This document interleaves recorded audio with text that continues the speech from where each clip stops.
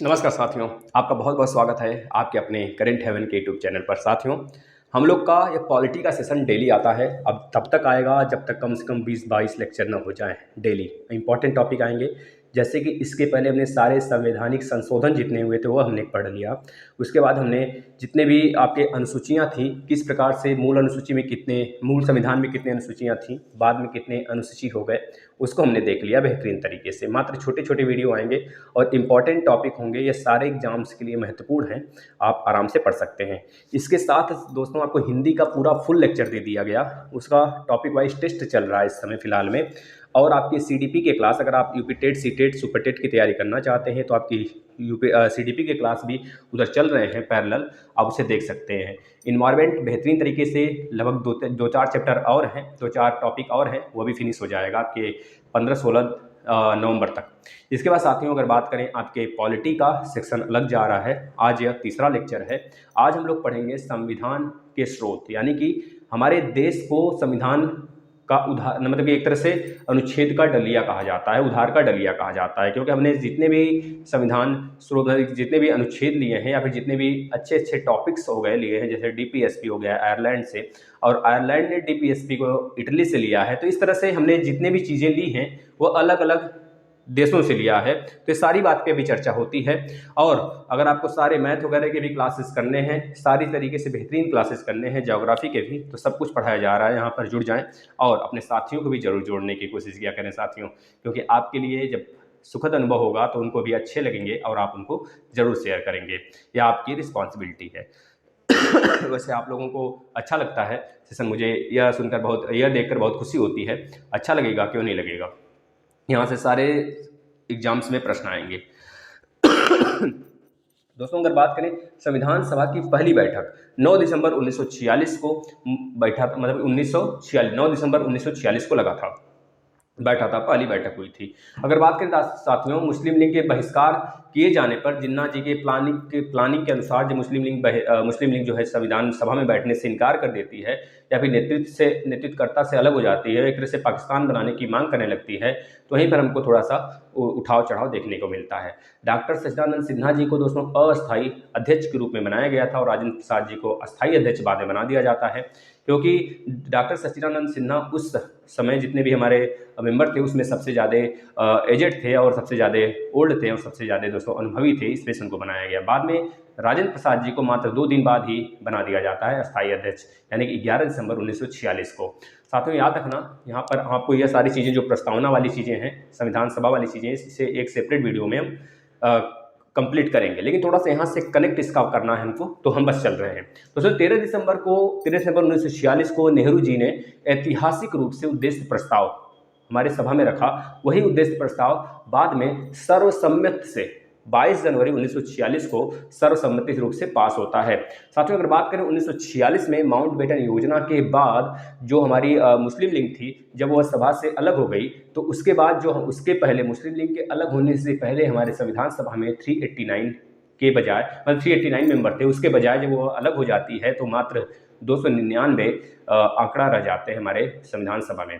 इसके बाद साथियों बात करें तो सीटों की संख्या 299 रह जाती है। सारी चीज़ें बात करेंगे, आप लोग बस जुड़े रहिएगा लास्ट तक।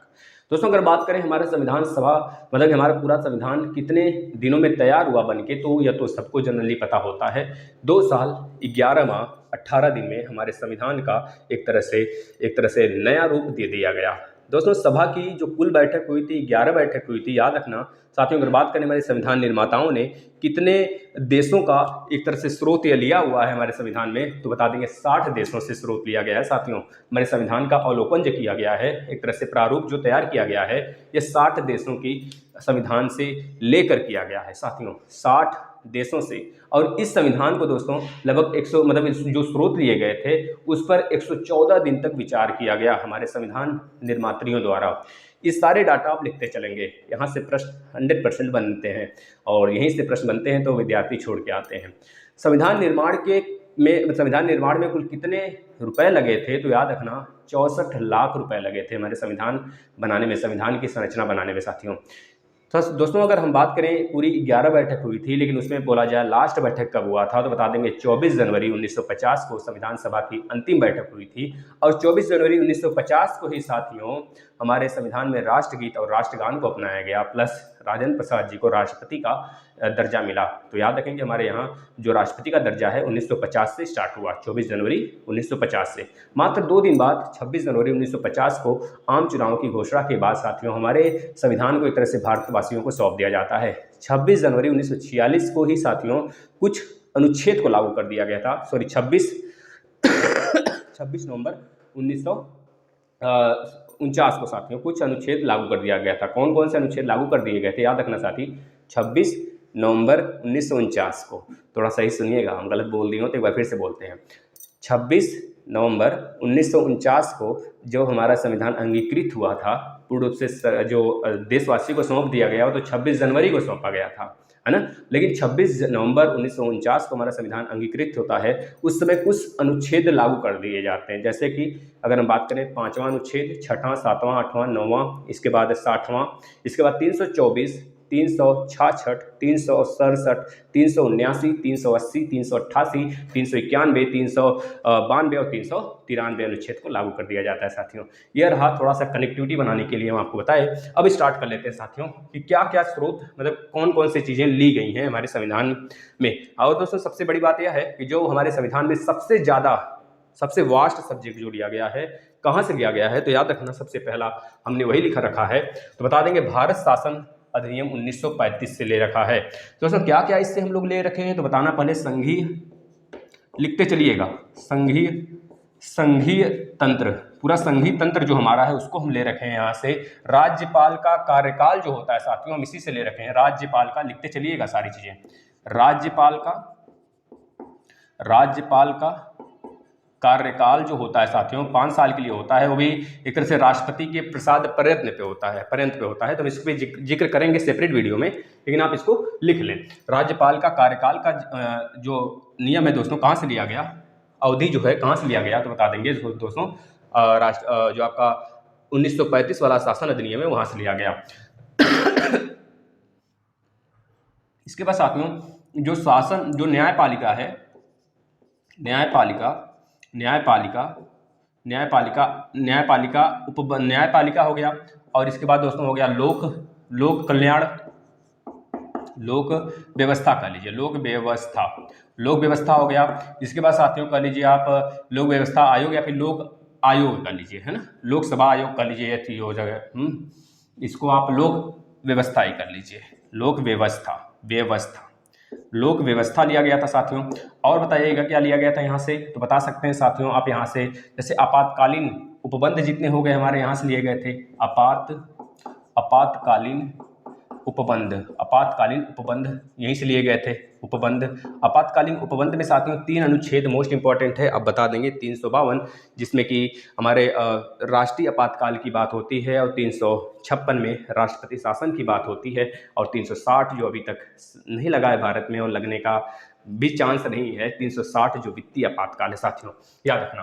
अब इसके बाद आ जाते हैं ब्रिटेन के संविधान पर दोस्तों, इससे हमें क्या क्या लेना पड़ा है और क्यों लेना पड़ा इस पे भी जिक्र करते हैं साथियों, क्योंकि यह जो ऐसा दोस्तों देश है जो कि हमारे यहाँ लगभग 200-250 साल तक यह हमारे देश पर दोस्तों कब्जा बनाकर रखा था और शासन भरपूर तरीके से किया। तो पहली बात है माउंटबेटन योजना जब आता है 1946 में साथियों, उसी समय यह जो है ब्रिटेन हमारे देश से वो जाने की बात कही गई उसी योजना में, और उनके द्वारा संविधान बनाया गया। तो जाहिर सी बात है इन्हीं की सारी व्यवस्था हमारे संविधान में लगभग लाकर भर दिया गया है।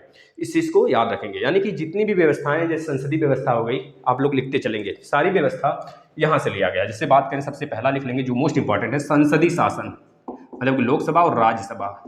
संसदीय शासन व्यवस्था कहाँ से लिया गया है तो बता देंगे हमारा ब्रिटेन से लिया गया, ब्रिटेन के संविधान से लिया गया है साथियों। इसके बाद विधि का शासन जो है यहीं से लिया गया है। विधि का शासन कहाँ से लिया गया है साथियों तो बता देंगे ब्रिटेन के संविधान से लिया गया है। इसके बाद विधायी प्रक्रिया क्या होती है, विधायी प्रक्रिया क्या होती है, विधायी प्रक्रिया क्या होता है वो भी यहीं से लिया गया है साथियों। इसके बाद अगर बात करें विधायी प्रक्रिया के बाद साथियों पुनरावलोकन का सिद्धांत कहाँ से लिया गया है, पुनरावलोकन का सिद्धांत भी यहीं से लिया गया है। पुनरावलोकन का का सिद्धांत। घबराइएगा मत, जितने वर्ड आ रहे हैं ना हम सबको एक एक सेपरेट वीडियो में लेकर खत्म करेंगे। सिर्फ आप इसको एक टॉपिक में हम इसको मतलब कंपाइल करना चाहते हैं तो इस टॉपिक को आप लिखते चलेंगे। इसके बाद साथियों आ जाता है पुनरावलोकन सिद्धांत के बाद इन्होंने दोस्तों हाई कोर्ट और एक मिनट पुनरावलोकन का सिद्धांत के बाद आप यहाँ पे लिख लेंगे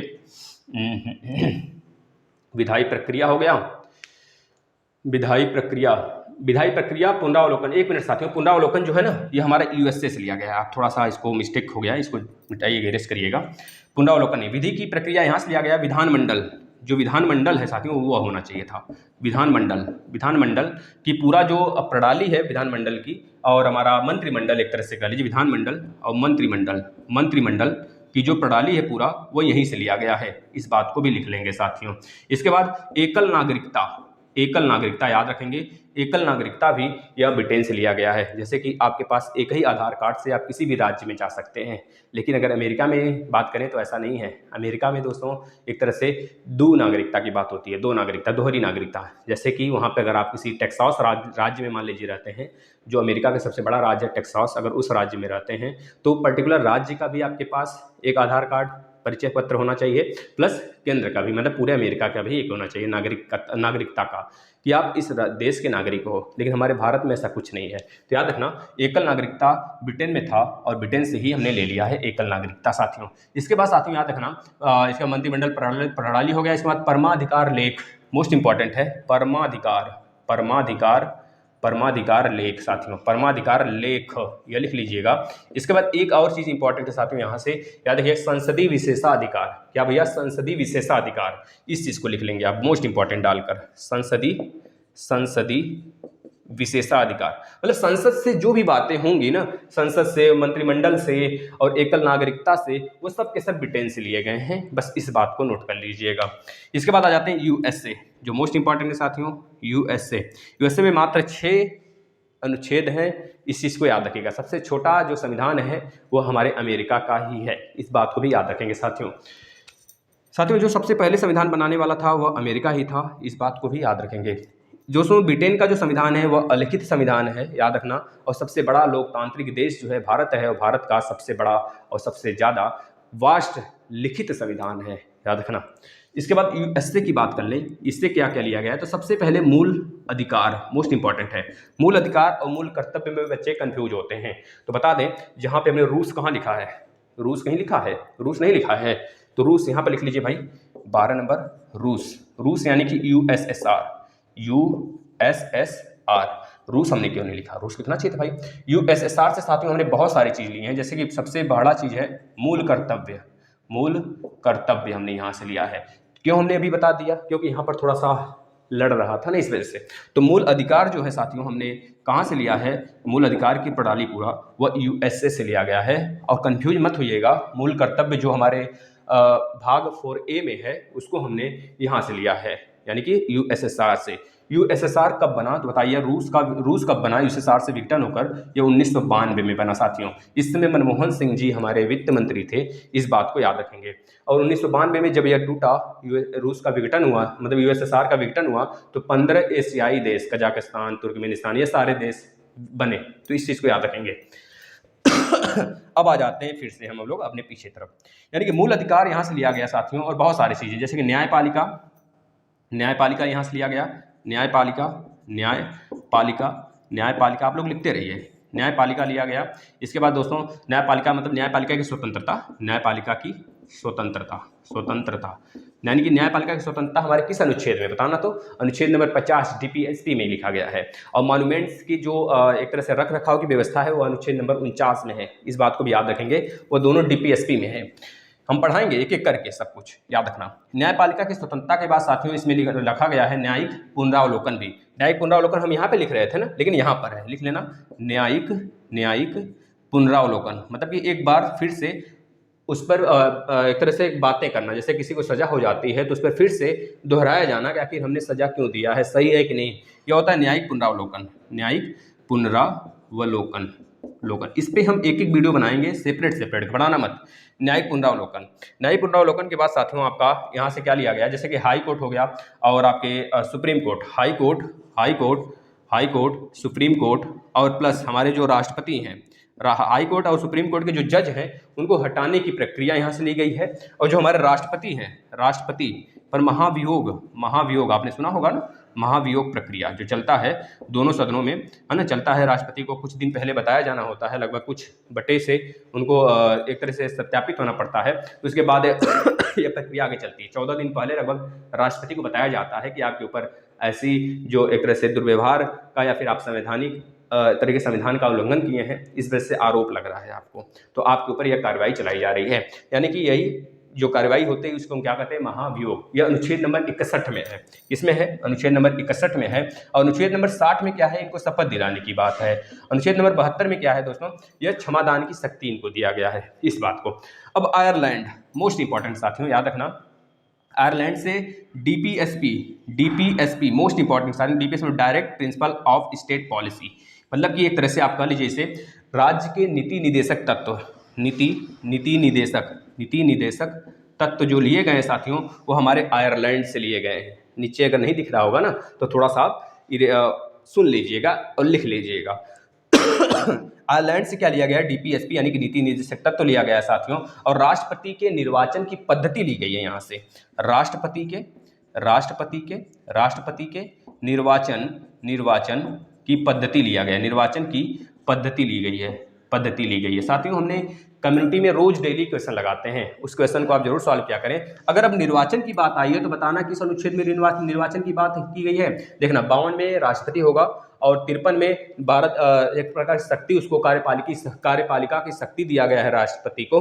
और 52, 53, 54 में निर्वाचन की प्रणाली दी गई है। इसके बाद 55 में आ जाता है निर्वाचन की नीति क्या होती है, नीति नहीं रीति, यानी कि 52 में राष्ट्रपति से रिलेटेड बात किया गया है, भारत का एक राष्ट्रपति होगा। 53, घबराना मत, सारी चीज़ें हम इंपॉर्टेंट सारी चीज़ें कराएंगे। भाग 5 तक तो सारे अनुच्छेद हम आपको रटा देंगे जादुई तरीके से, सिर्फ आप बने रहना और शेयर करते रहना। 52 में राष्ट्रपति का जिक्र किया गया है कि भारत का एक राष्ट्रपति होगा। 53 में दोस्तों उसके कार्यपालिका की शक्ति से रिलेटेड बात की गई है। 54 में उसके निर्वाचन की बात की गई है और निर्वाचन की क्या रीति होती है, रीति रिवाज, उसकी बात की गई है 55 अनुच्छेद में। इस बात को याद रखना। बस आयरलैंड से इतनी ही बातें पूछी जाती हैं। एक चीज़ और याद रखना साथी, अगर आपसे बोला जाता है कि आयरलैंड से हमने तो डीपीएसपी लिया है, direct principle of state policy, यानी नीति निदेशक तत्व, लेकिन आयरलैंड कहाँ से लिया है, तो याद रखना इटली से लिया गया है। आयरलैंड ने इटली से देश से लिया है, इस बात को भी याद रखना। अब चलते हैं हम लोग दोस्तों कनाडा की तरफ। कनाडा का सैर कराते हैं भैया, आ जाइए। कनाडा आर्कटिक वाले सेक्टर में पड़ जाता है, अमेरिका से ऊपर, है ना। अमेरिका और कनाडा के बीच में कौन सी लाइन है, 49 पैरेलल लाइन, है ना, सबसे शांति वाली लाइन कहा जाता है भाई। अब कनाडा का देखेंगे साथियों, इसमें संघीय व्यवस्था लिया गया है। जो संघीय व्यवस्था है ना हमारे भारत में, अनुसूची 7 में याद रखिएगा, संघीय व्यवस्था यहाँ से लिया गया है। संघीय व्यवस्था कहाँ से लिया गया भाई, कनाडा से लिया गया है साथियों। अवशिष्ट शक्तियाँ जो केंद्र के पास होती हैं, अवशिष्ट होता है, अवशिष्ट शक्तियाँ यहाँ से लिया गया। अवशिष्ट शक्ति याद रखेंगे जो हमारे केंद्र के पास होता है, जैसे कि हमारा समवर्ती सूची है। समवर्ती सूची में जो केंद्र अगर कानून बनाता है किसी एक विषय पर और उसी विषय पर राज्य भी कानून बना देता है तो केंद्र वाला मान्यता होगा। यानी कि अवशिष्ट शक्तियाँ होती जो दोनों के बीच में जब लड़ाई झगड़ा होता है तो केंद्र वाला ज़्यादा पावरफुल हो जाता है। तो अवशिष्ट शक्तियाँ कनाडा से लिया गया है। इसके बाद बात कर ले साथियों कि केंद्र द्वारा राज्य के राज्यपालों की नियुक्ति किया जाना। केंद्र द्वारा राज्यपालों की नियुक्ति, राज्यपाल की नियुक्ति की विधि कहाँ से ली गई, नियुक्ति की प्रक्रिया कहाँ से लिया गया है दोस्तों, कनाडा से लिया गया। राज्य में केंद्र द्वारा राज्यपाल की नियुक्ति, क्योंकि आपको पता है राष्ट्रपति प्रधानमंत्री की सलाह पर उसको चयन करते हैं जो उनके एक तरह से रिलेटेड होते हैं, उनसे संबंध अच्छे होते हैं, उनको जाकर राष्ट्रपति एक तरह से कह लीजिए कि मंत्रिमंडल से संपर्क बना के हर राज्य में एक प्रतिनिधित्व भेजते हैं। राज्यपाल को ही केंद्र का प्रतिनिधित्वकर्ता बोला जाता है। ये जाते हैं और जो वहाँ पर सारी कार्यपालिका एक तरह से राज्य के एक तरह से कहा जाता है हेड होते हैं। रियल हेड तो नहीं होते हैं, रियल हेड वहाँ पे जो होते हैं साथियों आपके सीएम होते हैं, लेकिन राष्ट्रपति को चयन करने का काम राज्यपाल को चयन करने का काम हमारे राष्ट्रपति करते हैं, यानी केंद्र द्वारा किया जाता है। लेकिन इनको शपथ दिलाने का काम हाई कोर्ट का जज करता है, मुख्य जज जो होता है हाई कोर्ट का वह करता है। इस चीज़ को याद रखेंगे। मोस्ट इंपॉर्टेंट ऑस्ट्रेलिया साथियों याद रखना।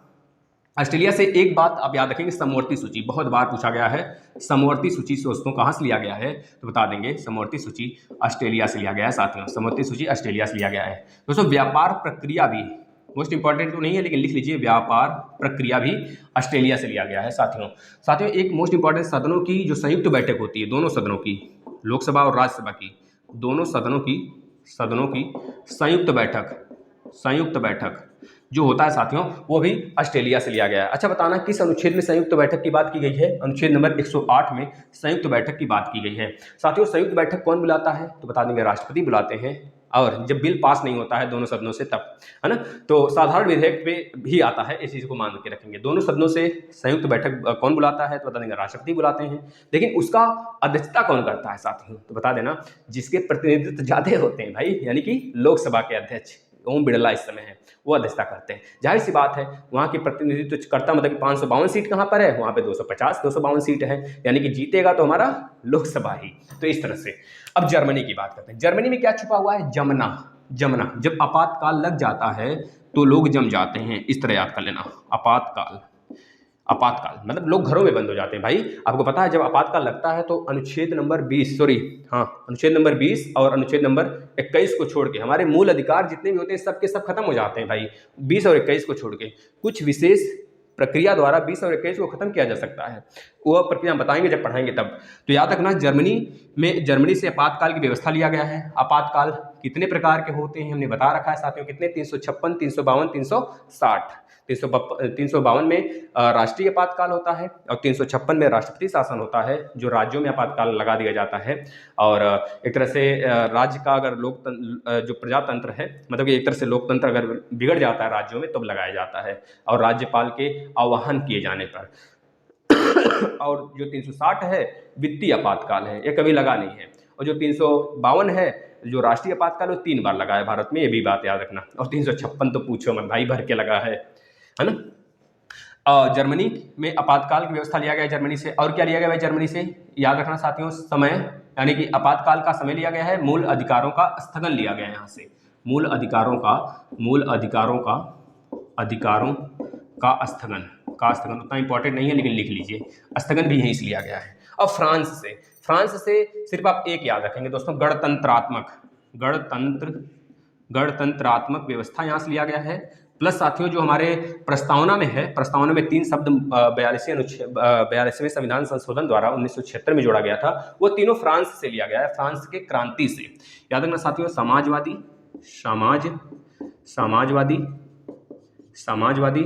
एक मिनट, यह दोस्तों वो वाला नहीं है, यह तो न्याय है ना, समाजवादी न्याय, और आपका राजनीतिक न्याय, और इसके बाद आपका आर्थिक न्याय। ये तीनों न्याय यहाँ से लिए गए हैं। वो 42वें संविधान संशोधन द्वारा 1976 में जोड़ा गया था, वो दूसरी चीज़ है, उसको हम जिक्र कर दिए हैं वहाँ पर, आप देख लीजिए। समाजवादी, इसके बाद कर लीजिए आर्थिक न्याय की बात की गई है। इसके बाद साथियों एक और न्याय है राजनैतिक, क्योंकि यही 3 न्याय हमारे संविधान के हमारे प्रस्तावना में चर्चा में है। तो हम प्रस्तावना जब पढ़ाएंगे तो डिटेल में सारी चीज़ें बताएंगे, समाजवादी, आर्थिक और राजनीतिक न्याय क्या होते हैं। इसके बाद दक्षिण अफ्रीका से मात्र एक चीज़ आपको याद रखना है साथियों, मात्र एक चीज़, क्या? संवैधानिक संशोधन 368 में जो है, ये हमने कम्युनिटी में भी लगाया था। तो संविधान का संशोधन प्रक्रिया जो है 368 वह दक्षिण अफ्रीका से लिया गया है साथियों। इसके बाद जापान से भी एक चीज़ याद रखेंगे, विधि द्वारा स्थगित प्रक्रिया, विधि द्वारा स्थगित प्रक्रिया लिया गया है। यह मोस्ट इंपॉर्टेंट है, यह पूछा जाता है बहुत जगह। वैसे यह कह लीजिए बहुत कम ही बच्चे सही करके आते हैं इसको इंपॉर्टेंट कर लीजिएगा, कम से कम आप सही करके आएंगे, है ना। यह सारी चीज़ें हो गई साथियों। बस अगर एक बार आपको स्क्रीनशॉट लेना है, स्क्रीनशॉट ले लीजिए फटाफट। अब हम नेक्स्ट वीडियो लाएंगे साथियों भाग, उसके बाद एक एक करके राष्ट्रपति पर वीडियो लाएंगे, इसके बाद राज्यपाल पे लाएंगे। इस तरह से आपका 15-20 दिन में लगभग हम इंपॉर्टेंट टॉपिक्स जितने भी होंगे संविधान से सब आपको दे देंगे। बस आप देखते रहिए, शेयर करते रहिए। धन्यवाद।